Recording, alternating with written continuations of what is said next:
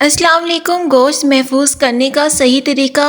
गोश्त को हमेशा ताज़ा रखने के लिए, अच्छी तरह महफूज करने के लिए कभी भी इसको बॉयल करके मत रखें, ये सरासर गलत है।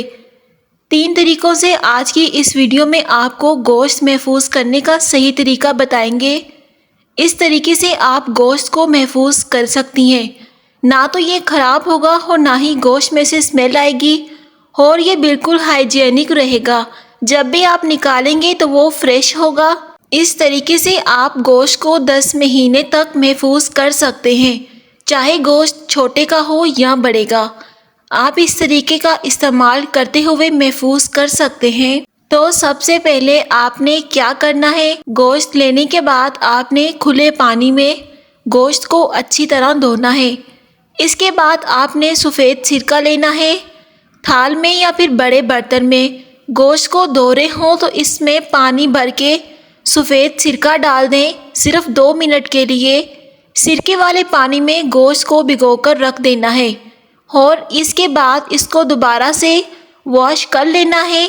गोश्त ख़राब होने की सबसे बड़ी वजह ये भी हो सकती है कि गोश्त में खून रह जाता है, और खून की वजह से गोश्त में बैक्टीरिया पैदा हो जाते हैं, जो गोश्त के ख़राब होने की सबसे बड़ी वजह बनती है, और गोश्त में स्मेल आने लगती है या गोश्त मुकम्मल तौर पर ख़राब हो चुका होता है। लेकिन जब गोश्त को सिरके वाले पानी में भिगो देते हैं तो गोश्त के अंदर जितना भी खून मौजूद होता है वो तमाम साफ़ हो जाता है, और जितने भी जरासीम मौजूद होते हैं वो भी मर जाते हैं, क्योंकि सिरके के अंदर एंटीबैक्टीरियल और एंटी मैक्रो प्रॉपर्टीज़ मौजूद होती हैं। सिरके वाले पानी में गोश्त को धोने के बाद दोबारा से गोश्त को खुले पानी में गोश्त को धोने के बाद इसको छन्नी में रख दें, ताकि ये अच्छी तरह से खुश्क हो जाए और इसका सारा पानी निचर जाए। इसके बाद आपने दूध वाला सफ़ेद शापर होता है, काला रंगीन नहीं लेना। अक्सर ख़वातीन पुराने शापर इस्तेमाल करती हैं जिनमें बहुत ज़्यादा बैक्टीरियाज वगैरह मौजूद होते हैं, और ये गोश्त को ख़राब करने का बास बनते हैं। और शापर के छोटे छोटे पैक बना लें, जितना आप एक दफ़ा पकाने के लिए इस्तेमाल करती हैं। हड्डियों वाला और खालिस गोश्त के अलग अलग पैकेट बना लें।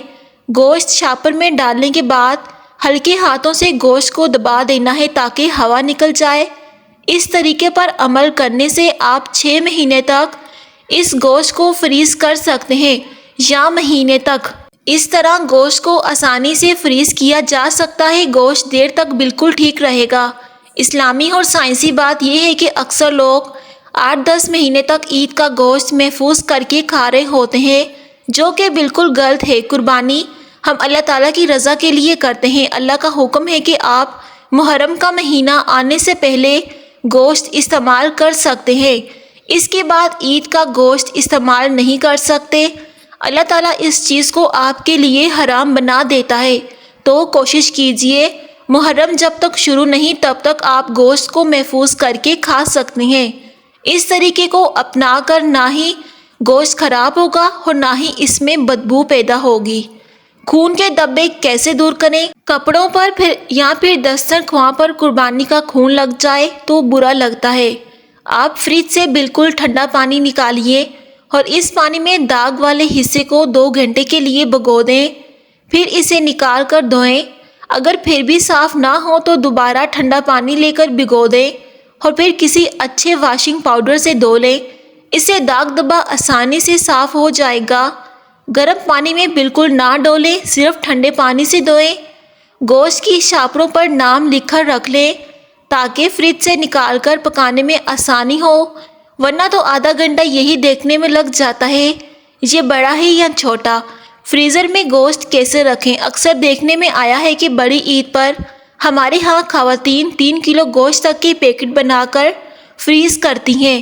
1 किलो गोश्त से ज़्यादा पैकेट बनाकर ना रखें, या जितना आप खाने में पकाते हैं गोश्त उतना बनाकर एक पैकेट में महफूज कर सकती हैं।